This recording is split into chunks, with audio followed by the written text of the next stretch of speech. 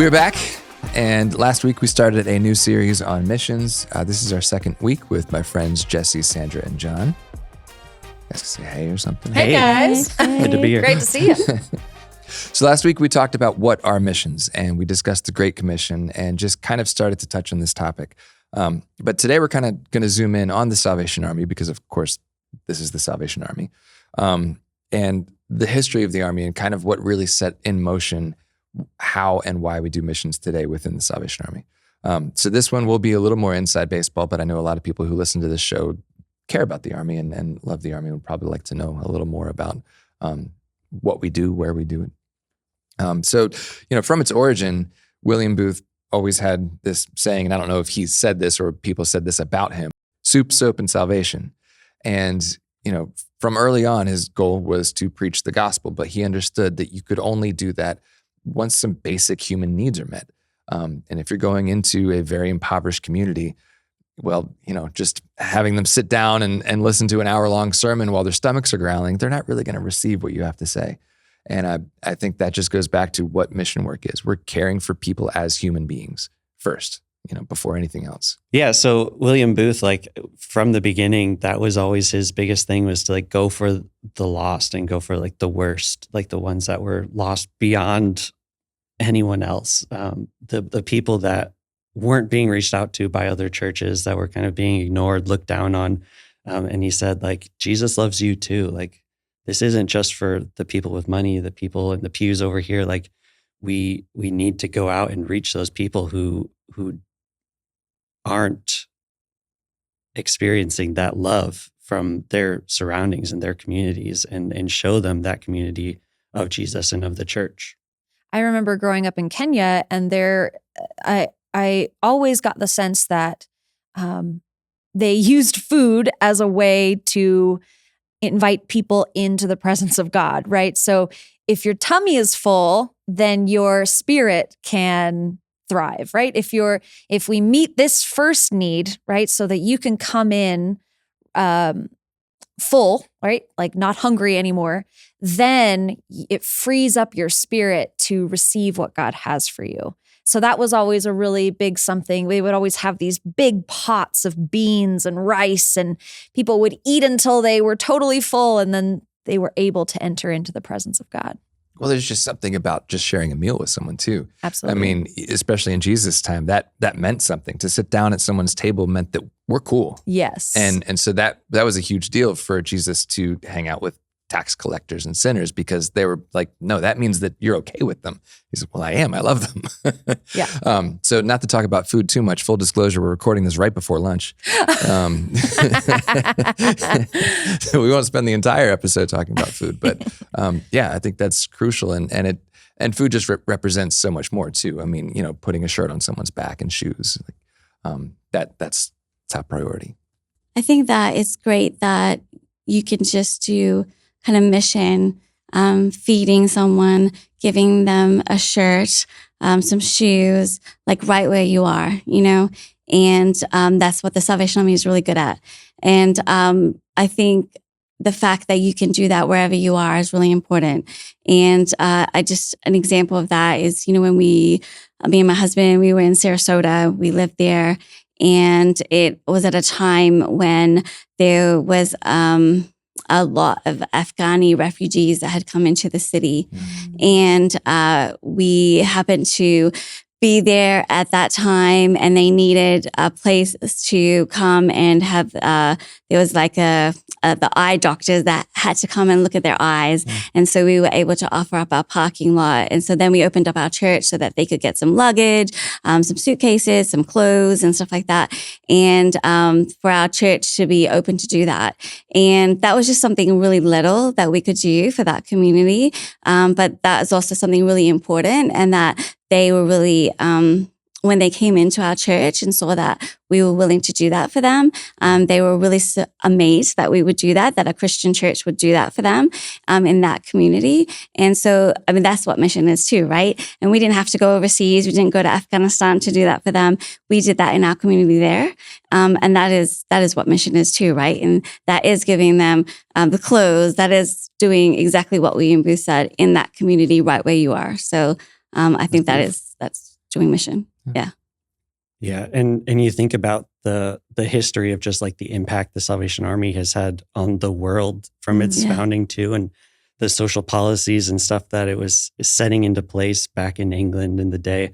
But you kind of move forward in today's time as well, and we're still doing like all of those same things too. And it may not be quite on the same kind of scales as it was needed back in the day, but to those people, it's Yeah. needed just as much. And so you have those kind of programs that you were running, and you also have our EDS programs that are reaching out to people who've lost so much, and you have our anti-human trafficking ministries, and there's just so much that we're still trying to reach those same people with those needs who they just need that hope, and we have resources to offer to them, but as differently from other organizations, perhaps we're also offering that with the love of Jesus and saying there's more to this than just being fed. Well, specifically, emergency disaster services. Sorry. Fine. You've seen a lot of this in action, being one of our media people and been on the ground filming, just to tell the story of what has happened. And these can be people that they were fine. They had a roof over their head, and then all of a sudden, a tornado or something hits, and all of a sudden now there's someone in need. And on the worst day of their life, Salvation Army rolls in and just gives them a little sense of normalcy, and just here's a cup of coffee, here's some food, let's sit down and talk about this. And then, through that, we're handing out cleanup kits and clothing, but then also directing them to where to find help through their insurance company and all this kind of stuff. But like that first touch of the spiritual, emotional care, to just be someone who's there on someone's worst day, like that's another way that missions can just be in your own backyard and even temporary. Yeah. And ultimately, when we think of meeting human need, right, we can meet the hunger, we can meet the difficulties, the issues. But ultimately, what people need is to be seen and to be heard and to be loved. And we at the Salvation Army, I feel, do a really great job at those really important human needs as well. Speaking also of just like in your backyard, this kind of ministry of presence, particularly too, like we saw this a lot during the pandemic of people just feeling isolated and not connected because they weren't able to go out. And we're still, I think, experiencing a lot of the effects of that time where we weren't able to be with each other. Yes. But one of the places that we were able to be was online and through social media. And I'm speaking as like our territorial social media strategist. But like that is just as much of a mission field as anywhere else too, like to be the voice of Jesus and to share that love and to just be there for people who are online. That's where so many people who are hurting, they're not going out into their communities and experiencing those same types of ministry from traditional forms. But they're online and they're hurting, and you can see it in comments and everything. And it's still our place to be the love of Jesus in that place as well. And to say like, hey, like, I know this is hard, like, but we're here and we love you and Jesus loves you. And just in everything we're posting is essentially a reflection of Jesus as well too. Well, we're still learning lessons from COVID and hoping that we don't forget the lessons that we learned from COVID. I read something that in 2019, it was the first year that more churches in the U.S. closed than opened. And, that was right on the cusp of COVID.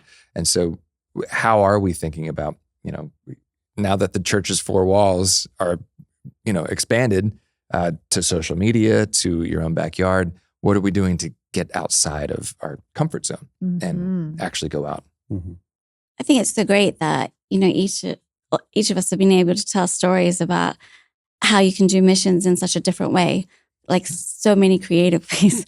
And I think that's great that is what the Salvation Army is, right? That we are a creative church, that we don't just do it one way. We don't just, we're not just, like you said, within the four walls, that there's so many ways that we can reach people. There's so many ways that we can forward the mission of God.